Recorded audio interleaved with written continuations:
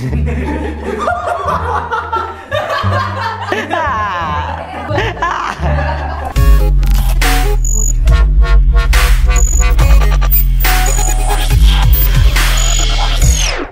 jumpa lagi bersama saya Bang Ucup di channel Ungestor. Kalian tahu gak sih kalau SSD itu mempunyai umur? Jadi di kondisi tertentu SSD tersebut akan mati atau tidak bisa kita pakai lagi. Bicara soal SSD dibandingkan dengan hard disk, tentu SSD lebih unggul. Yang pertama karena untuk kecepatan baca dan tulis dari SSD lebih kenceng, dan juga untuk konsumsi dayanya lebih efisien SSD dibandingkan dengan hard disk. Contohnya adalah kenapa laptop generasi terbaru saat ini sudah menggunakan SSD semua, karena untuk kecepatan baca dan tulis atau read and write-nya sendiri itu lebih kenceng SSD. Dari generasi ketiga, generasi keempat sampai generasi kelima itu bisa sampai 7000 MB per second. Sedangkan untuk yang hard disk itu masih di kisaran 100 sampai 150 MB per second. Jadi hampir 7 kali lipat, bahkan sampai 10 kali lipat lebih kenceng SSD. Dan alasan yang kedua adalah karena untuk menghemat tempat. Kenapa? Karena untuk SSD saat ini sudah menggunakan SSD dengan tipe NVMe, jadi bisa separuhnya dengan tipe saat ini, yaitu tipe SSD SATA, dan juga untuk mengurangi bobot dari laptop. Karena untuk laptop yang terbaru saat ini itu bobotnya di kisaran 1 kilo, bahkan ada yang kurang dari 1 kilo. Berbeda dengan laptop yang generasi terdahulu sampai 10 tahun yang lalu atau 15 tahun yang lalu, itu bobotnya bisa sampai 3 kilo. Akan tetapi ada satu kelemahan dari SSD yang tidak dimiliki oleh hard disk. Iya, SSD memiliki batas usia pemakaian atau yang biasanya kita kenal dengan angka TBW. Selain TBW juga ada yang menyebut dengan MTBF. Dan usia tersebut sudah ditentukan saat SSD tersebut akan dipasarkan di market. Berbeda dengan hard disk biasa. Kalau hard disk biasa basicnya adalah perangkat bergerak. Selagi perangkat bergeraknya masih berfungsi dengan baik atau hardware-nya masih berfungsi dengan baik seperti piringannya ataupun sensornya, hard disk masih bisa kita pakai tanpa memikirkan batas usia. Mau kita buat nginstal ulang Windows sehari sampai 100 kali ataupun buat ngopi data bergiga-giga setiap hari, hard disk masih bisa kita pakai tanpa memikirkan batas usia. Akan tetapi kalau SSD tersebut sudah melampaui angka TBW-nya, SSD tersebut performanya akan menurun. Contohnya adalah ketika kita mempunyai SSD dengan brand A dengan kapasitas 128 GB, kita asumsikan mempunyai angka TBW di angka 50 sampai 60 TBW atau terabyte. Kalau kita konversi ke giga adalah 1 terabyte sama dengan 1000 giga. Kalau SSD ini kita gunakan untuk mengcopy data bergiga-giga setiap hari dan melampaui dari batas angka TBW-nya, SSD tersebut bahkan kita tidak bisa gunakan lagi. Mulai dari performanya akan menurun dan juga health-nya juga menurun, dan yang terakhir SSD tersebut akan no detect, dan file yang ada di dalam SSD tersebut dapat dipastikan hilang selamanya. Dari pengalaman saya, teman-teman yang mau upgrade atau migrasi hard disk biasa ke SSD masih banyak yang bingung mau pilih merek yang apa dan juga kapasitas berapa. Ya memang wajar bingung karena untuk saat ini brand dari SSD sudah banyak sekali di market. Dari SSD yang brandnya mahal, yang brandnya sudah lama, dan ada juga SSD yang brandnya baru. Berbeda dengan hard disk, kalau hard disk biasa itu untuk brandnya sendiri kita bisa hitung dengan jari. Tapi ada juga SSD yang rebrand. Nah untuk saat ini dengan harga 120.000 ataupun 130.000 bisa dipastikan SSD tersebut adalah SSD rebrand.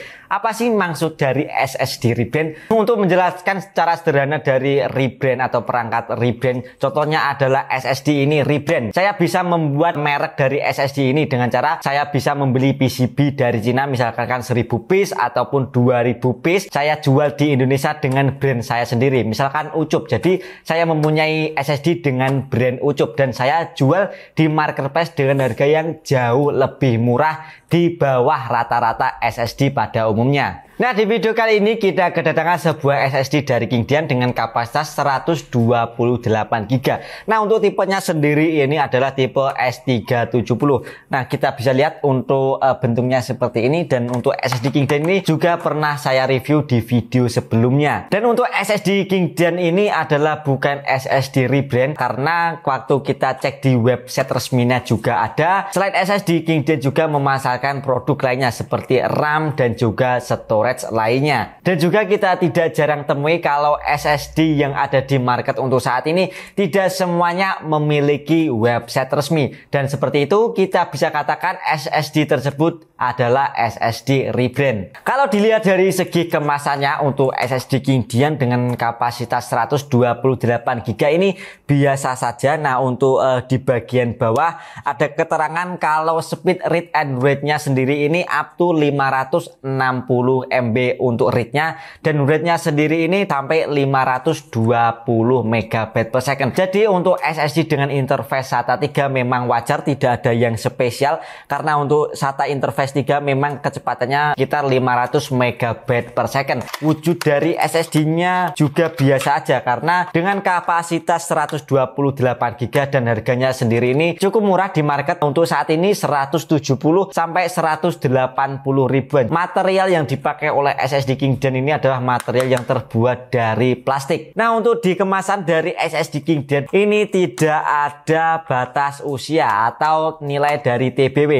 Jadi untuk SSD saat ini memang tidak semua brand menyertakan angka TBW-nya, dan juga ada beberapa merek SSD yang tidak menyertakan angka TBW maupun MTBF-nya. Sebelum pengetesan, saya cari tahu dulu untuk berapa sih kapasitas TBW-nya yang pasti untuk SSD Kingdian dengan kapasitas 128GB. Setelah saya ubek-ubek di internet dan juga saya browsing di website resminya, dan saya tanya-tanya, tidak ada angka pasti dari berapa TBW SSD dengan kapasitas 128GB dari Kingdian. Oleh sebab itu, untuk kapasitas 128GB saya asumsikan bahwasanya untuk TBW-nya itu kisaran di angka 50 sampai 60 terabyte. Nah, di sini untuk proses pengetesan dari SSD Kingdian dengan kapasitas 128GB, saya menggunakan software and file storage untuk mengetes endurance dari SSD Kingdian ini dengan kapasitas 128GB.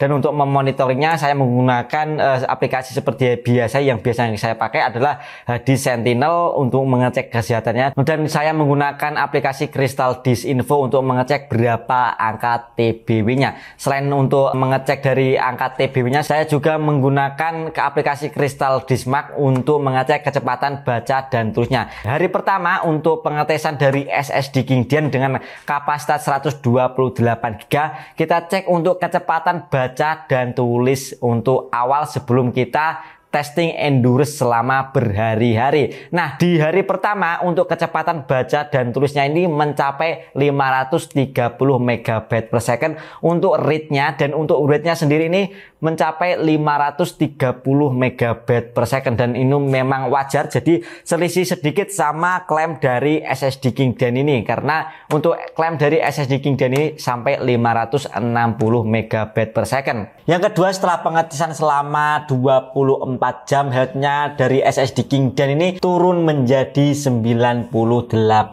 Yang awalnya ini 100%, kini turun menjadi 98%. Nah, untuk turunnya ini cukup drastis, dalam waktu 2 hari saja sudah turun 2%. Dan untuk SSD Kingdian dengan tipe S370 belum dilengkapi dengan sensor suhu, karena waktu pengecekan pertama SSD ini saya tancapkan di PC untuk suhunya berkisar di angka 40 Celcius, dan setelah berjalan sekitar 1 hari sampai 2 hari untuk suhunya juga masih sama di angka 40 Celciusan. Pada pengetesan terakhir kita coba untuk mengcopy data sebesar 30GB. Bisa kita lihat untuk performa dari SSD Kingdian ini naik turun dan tidak stabil. Kadang bisa naik sampai 100 MB per second, kadang juga turun sampai belasan megabit per second. Ini lebih buruk dari harddisk biasa, karena untuk harddisk biasa itu berkisaran di angka 100 MB per second. Nah, untuk waktu pengetesan copy data sebesar 30 GB ini TBW-nya di angka 51 TBW. Dapat disimpulkan kalau SSD Kingdom ini dengan kapasitas 51 TBW, performa dari copy atau write-nya sendiri ini menurun. Dan yang terakhir kita tes untuk kecepatan read and write-nya sendiri menggunakan Crystal Disk Mark. Untuk kecepatan read-nya sendiri ini berkisar di angka 47 MB per second. Untuk write-nya sendiri ini turun drastis menjadi 120 MB per second ya. Waktu awalnya itu untuk read-nya sendiri ini di angka 530 dan untuk write-nya sendiri juga berkisaran di angka 530. Ketika kita melanjutkan untuk tes endurance-nya, maka kemungkinan besar SSD Kingdom ini semakin turun untuk performa rate-nya. Jadi untuk pengetesan SSD Kingdom ini saya hentikan karena untuk kecepatan rate-nya sendiri ini sudah menurun. Untuk kegiatan mengcopy data juga sudah mulai menurun. Dan juga sebenarnya saya masih penasaran untuk kapasitas TBW-nya dari SSD Kingdom yang pasti. Karena waktu dari pengetesan SSD Kingdom ini saya membutuhkan waktu hampir 2 minggu. Jadi untuk pengetesan dari SSD Kingdom cukup sekian dan saya akan melanjutkan untuk pengetesan SSD Kingdom kapasitas 128 GB. Dan untuk hasil pengetesannya saya akan sampaikan di video selanjutnya karena saya masih ada sisa satu SSD yang masih dalam proses pengetesan. Nah, ada satu SSD yang masih proses pengetesan adalah SSD yang dari brand putih dan hijau. Kalian penasaran? Cukup sekian video kali ini, sampai jumpa di video selanjutnya.